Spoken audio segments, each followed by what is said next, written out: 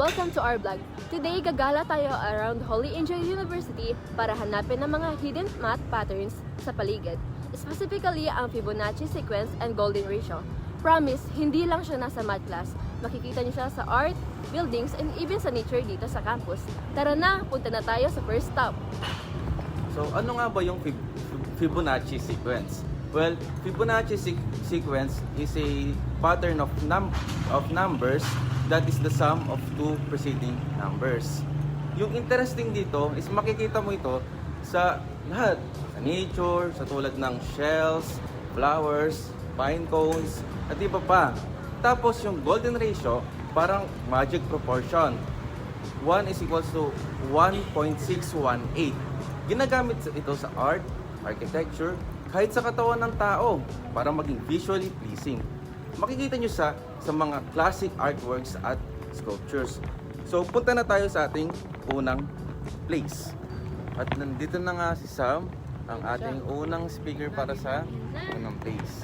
So, ayan guys, yung first stop natin, the main building. Classic architecture talaga to. And fun fact, maraming ganitong style na gumagamit ng golden ratio proportion, yung rectangle ng entrance, at yung triangle, taas na pediment. When you put them together, halos golden ratio yung overlook niya.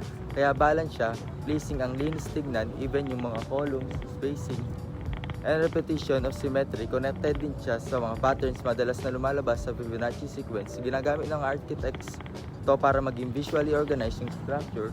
So, ayun kung bakit maganda yung proportion ng ating building. Ayan. Second stop natin is the art mural hidden beside our very own Cafe 1.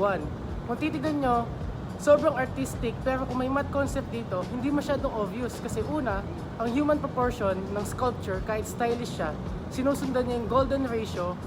Artists usually use that para mas mabalance dahil yung body, kaya appealing siya sa mata natin. Tapos yung mosaic background, yung curves niya is parang Fibonacci spiral. Yung ganitong curves makikita rin natin sa shells, waves, and plants kasi natural growth pattern siya sa nature. And look at the details sa sides. May leaf, may spiralish shape. This present things is in nature that you actually grow following Fibonacci pattern. Kaya ang ganda ng example ng math art, nature in one. Tignan nyo.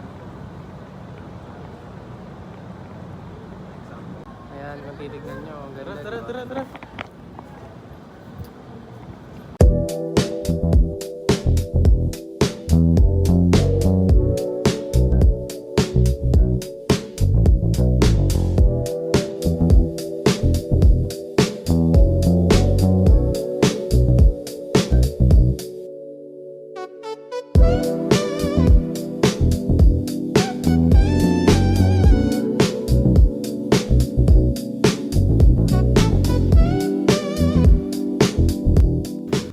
Hello our fellow viewers. Last stop natin sa nature itself.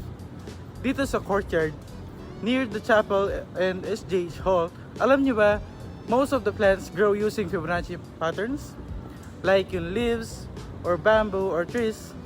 Hindi sila sabay-sabay sa isang straight line tumutubo. They grow in a special around the stem using the golden angle para mas maganda ang kuha ng sunlight. Kung titignan nyo ang mga trees dito, yung spacing nila is curved, smooth, parang flow na natural. Landscaper, actually Fibonacci inspired curves para mas relaxing tignan yung environment. Kaya pala ang calm ng vibe nito. May math pa rin pala behind it.